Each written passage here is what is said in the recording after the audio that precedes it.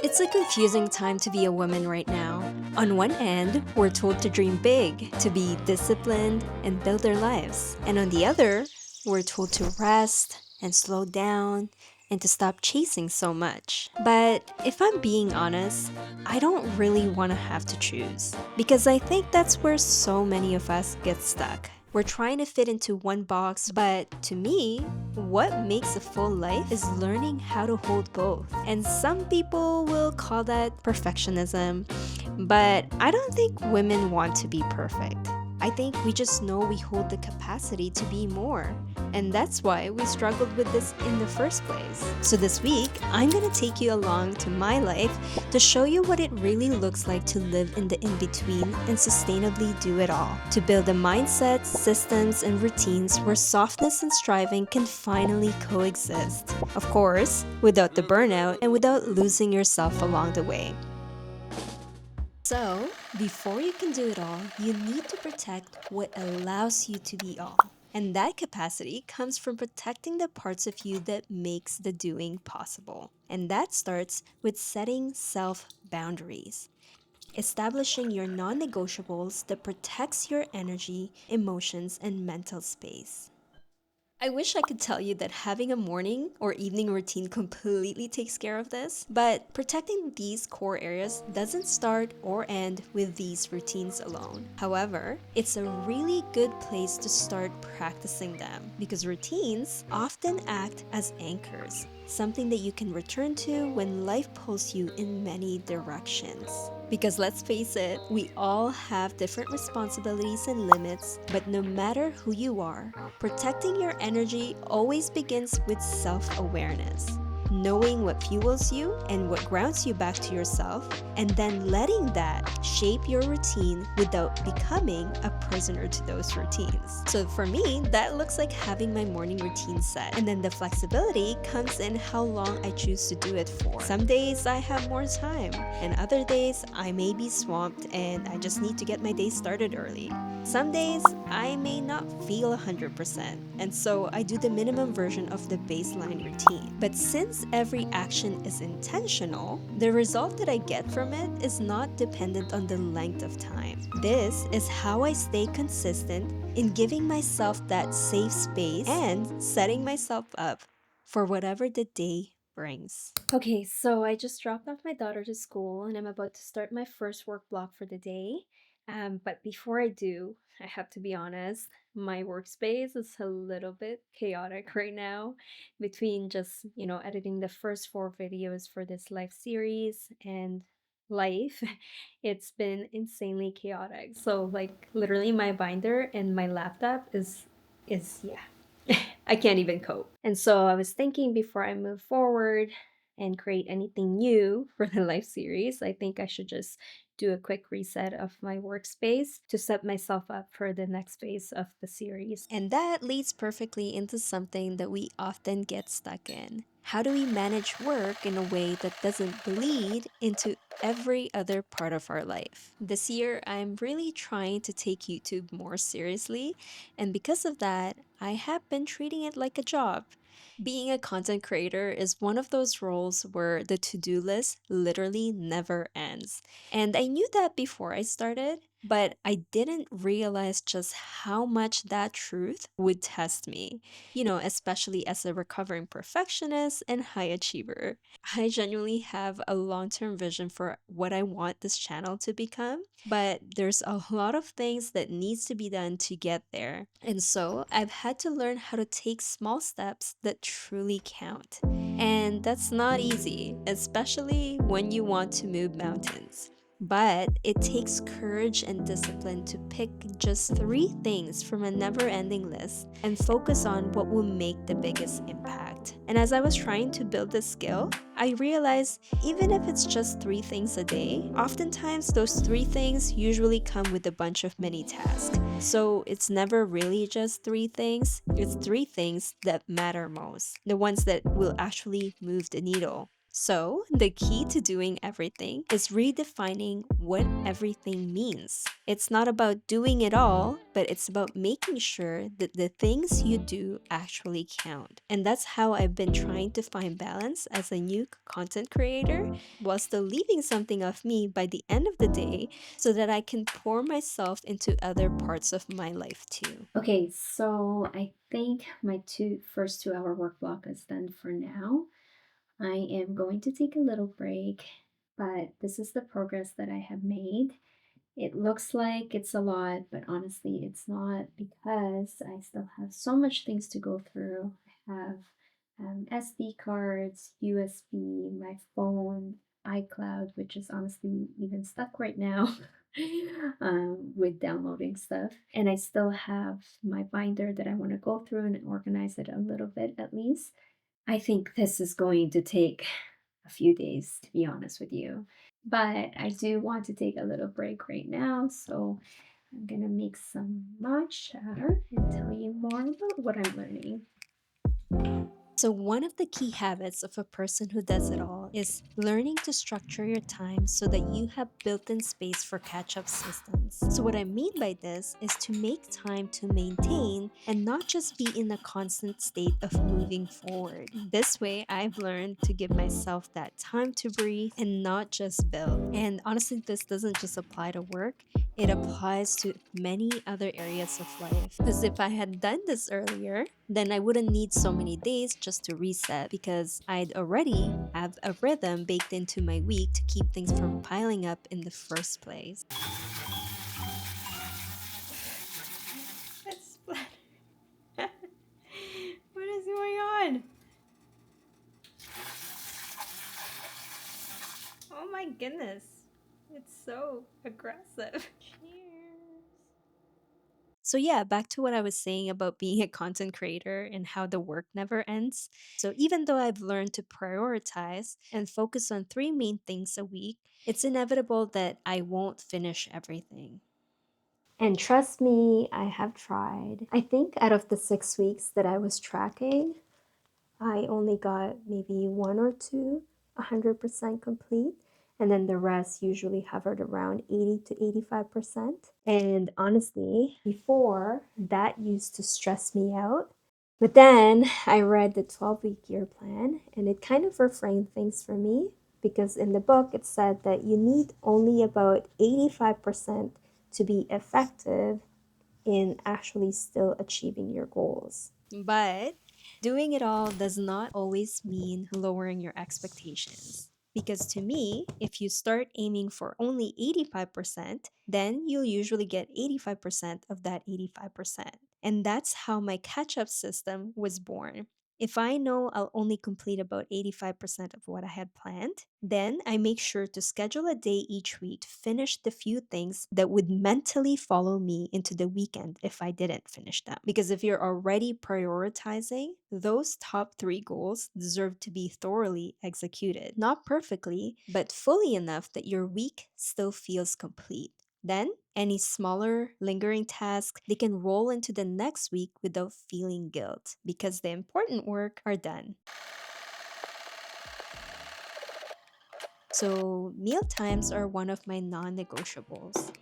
Not only do they help refuel my energy tank, but they also give me space to emotionally reconnect, whether that's with my husband or just with myself. I think a lot of us assume that doing it all means we need to carve out extra time for everything, but most of the time, it's not about adding more, but it's about using the time we already have intentionally. So, while I'm cooking or plating my food, which honestly doesn't take long, by the way, because I meal prep at the start of the week, I try to really be in those moments. And if I'm alone that day, which is like today, because my husband is running late, I make it a point to reduce the noise, to give myself a quick mental and emotional reset before jumping back into work.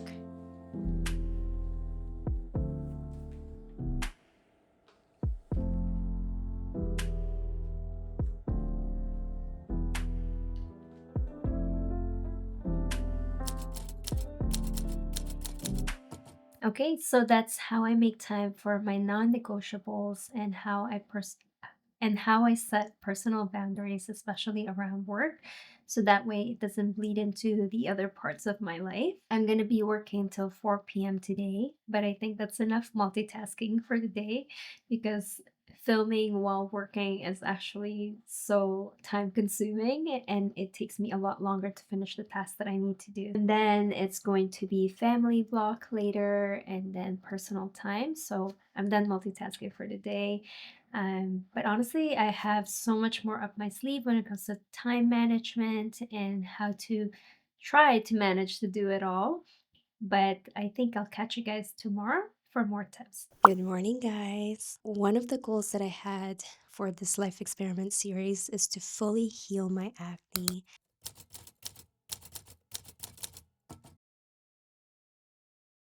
And now this is what my skin looks like after 6 weeks into the challenge. Before I started doing YouTube and trying to accomplish all of my goals, I used to have so much time to baby my skin, but now things have changed. I don't really have time, or I don't really have that much time to do a 10-step routine. So I've really had to streamline things. Also, I've been testing a new skincare combination that helps me heal my acne, but also strengthens my skin barrier. Because as of right now, I'm also doing a lot of scar treatments that basically destroys my skin so that it can rebuild itself. So my skincare has to really help it recover and rebuild. And I think I've finally found the right balance, one that helps me heal without overwhelming my skin. And honestly, that feels like the theme of my life right now. Just so many layers all at once. And somehow I'm learning to make it work by planning better and being more intentional with what I'm already doing. But, even with that, I've realized that sometimes self care can start to feel like just another layer, too, like another thing to optimize, to schedule, and to get right. It feels like work or like another chore that I need to check off just to keep functioning. And yes, I said chore because honestly, sometimes I feel alone in this because everywhere I look, it seems like everyone else loves it. Like, don't get me wrong, I do too. I love especially taking care of my skin, but after a long day of doing and giving and scrubbing my body and putting on a hair mask is honestly the last thing I want to do. And so it feels really nice to be taken care of too. And so for that reason, where I can delegate, I delegate. And so today I'm going to take you to some of the self maintenance appointments that I usually do once a month. And I know not everyone has the means to do this often. I don't either. Some of the things I do, I can't afford to upkeep that every 2 to 3 weeks. And so I settled with trying to do it once a month.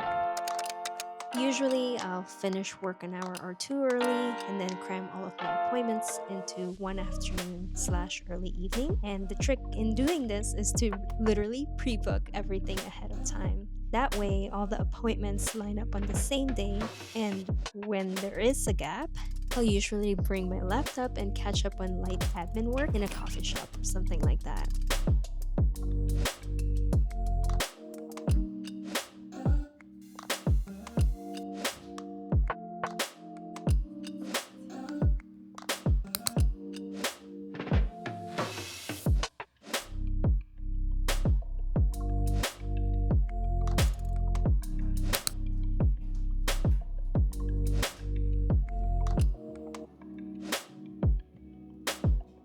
But yeah, as much as I wish I could have everything done for me, that's just not the reality. Out of the 31 days in a month, there are still 30 where I need to show up. And that's the real challenge, right?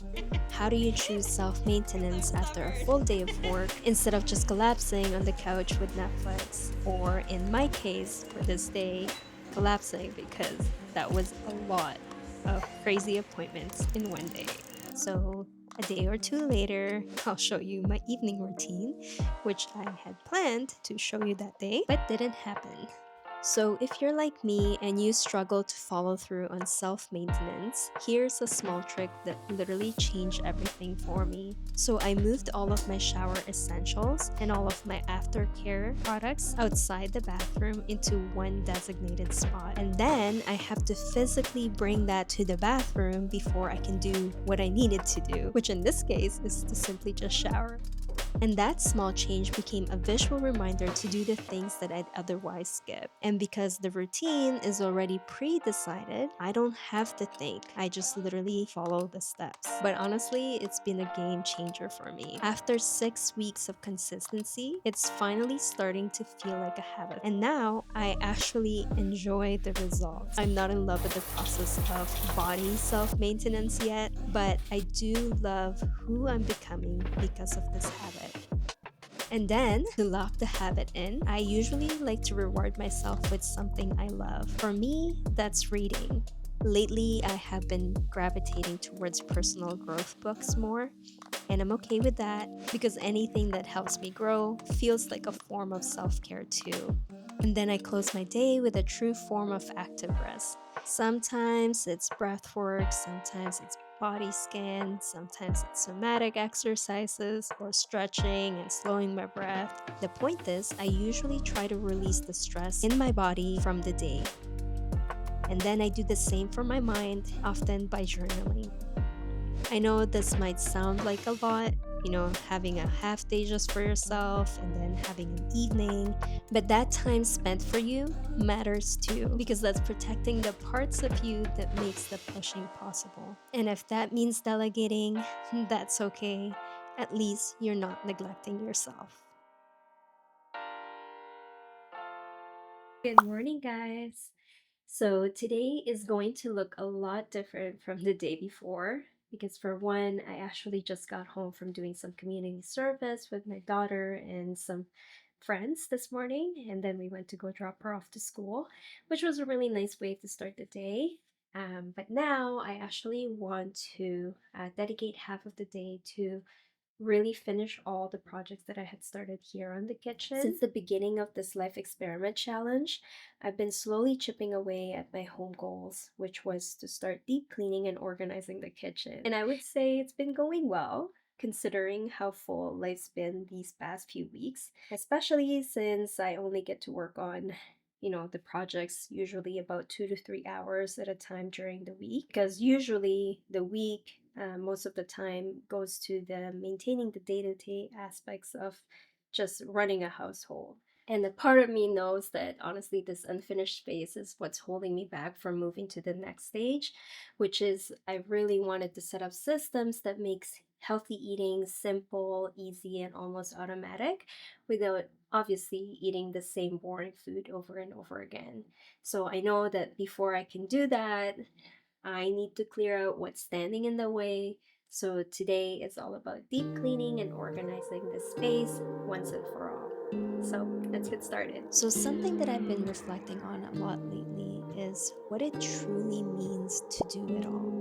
I think the reason that this phrase gets such a bad reputation is because of how we've been taught to define it. We've come to believe that doing it all means doing it alone. That the moment we ask for help, it somehow means we're not really doing anything. And so we mistake support for weakness. And I don't think this has all to do with pride. I think sometimes it's actually about being practical. We like things done a certain way, and sometimes explaining how we do them just feels more exhausting than just doing them ourselves. And so we end up shouldering it all, and it's us who ends up drained and resentful. So I really had to shift what I see as the real work because our job as women starts to feel meaningless when we attach the meaning of our work to the things that get undone within a few minutes. So I'm talking about the dishes, the laundry, the cleaning, all the work that basically always reset itself. Instead of measuring myself by how many things I finish, I've started asking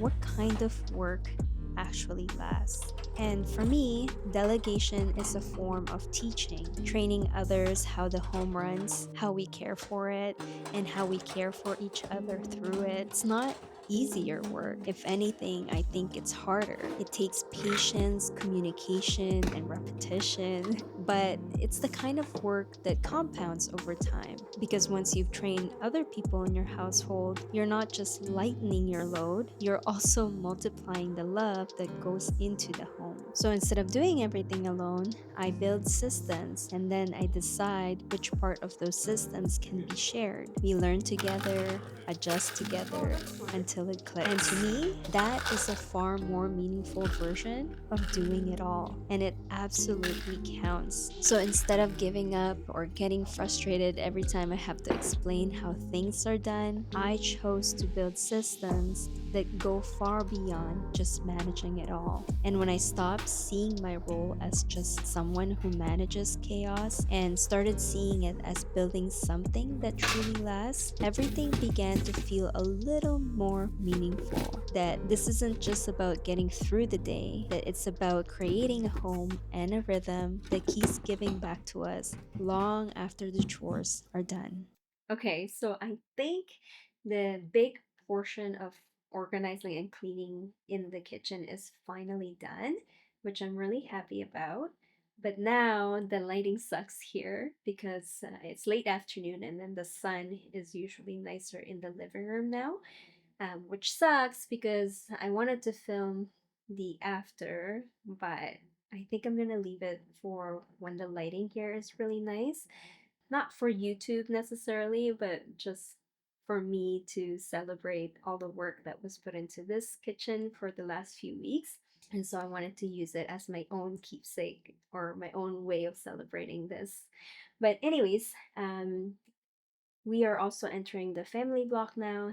My daughter is coming home from school, and I really want to just be present with the rest of the family, which actually brings me to the next point that I wanted to talk about, which is being present. You know, I think as women, we get this pressure a lot to be present all the time, and sometimes that puts a lot of pressure in us, right? And so I was thinking I'll take you along with me tonight as Hannah and I watch Survivor. It's kind of like our little ritual thing that we do. And I'll share some of my thoughts on how I've kind of navigated through those feelings of what being present is about and the guilt that comes with it.